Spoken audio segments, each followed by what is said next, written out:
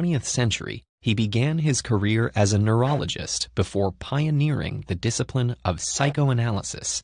He proposed that people are motivated by unconscious desires and repressed memories, and their problems can be addressed by making those motivations conscious through talk therapy.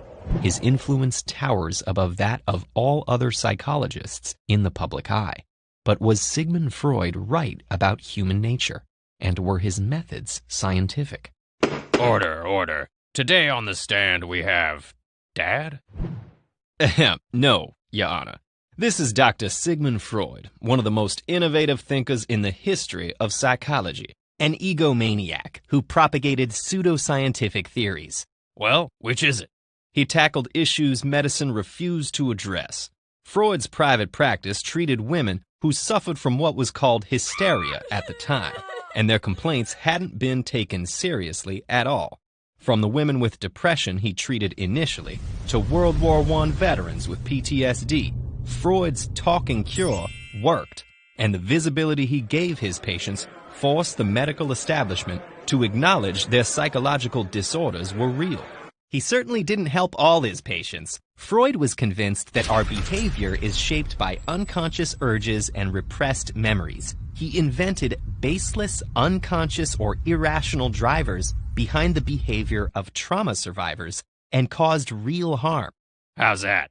He misrepresented some of his most famous case studies, claiming his treatment had cured patients when in fact they had gotten worse. Later therapists influenced by his theories coaxed their patients into recovering supposedly repressed memories of childhood abuse that never happened. Lives and families were torn apart.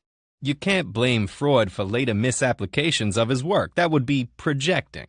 Plenty of his ideas were harmful without any misapplication. He viewed homosexuality as a developmental glitch. He coined the term penis envy, meaning women are haunted for life by their lack of penises. Freud was a product of his era. Yes, some of the specifics were flawed, but he created a new space for future scientists to explore, investigate, and build upon. Modern therapy techniques that millions of people rely on came out of the work he started with psychoanalysis.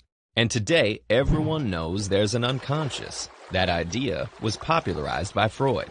Psychologists today only believe in a cognitive unconscious, the fact that you aren't aware of everything going on at a given moment. Freud took this idea way too far, ascribing deep meaning to everything. He built his theories on scientific ideas that were outdated even in his own time, not just by today's standards. For example, he thought individual psychology is derived from the biological inheritance of events in ancient history. And I mean ancient, like the Ice Age or the killing of Moses. Freud and his closest allies actually believed these prehistorical traumas had ongoing impacts on human psychology. He thought that the phase of cold indifference to sexuality during pubescence was literally an echo of the Ice Age. With fantastical beliefs like these, how can we take him seriously? Any renowned thinker from centuries past has ideas that seem fantastical by today's standards, but we can't discount their influence on this basis. Freud was an innovator, linking ideas across many fields. His concepts have become everyday terms that shape how we understand and talk about our own experiences. The Oedipus complex, ego and id, defense mechanisms, death wishes, all Freud. But Freud didn't present himself as a social theorist. He insisted that his work was scientific. Are you saying he repressed inconvenient facts? Freud's theories were unfalsifiable. Wait, so you're saying he was right? No, his ideas were framed so that there's no way to empirically verify them. Freud didn't even necessarily believe in the psychoanalysis he was peddling. He was pessimistic about the impact of therapy. What? I think I need to lie down. Many of Sigmund Freud's ideas don't hold up to modern science, and his clinical practices don't meet today's ethical standards.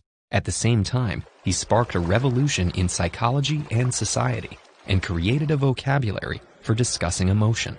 Freud made his share of mistakes, but is a thinker responsible for how subsequent generations put their ideas to use. Do they deserve the blame, credit, or redemption when we put history on trial?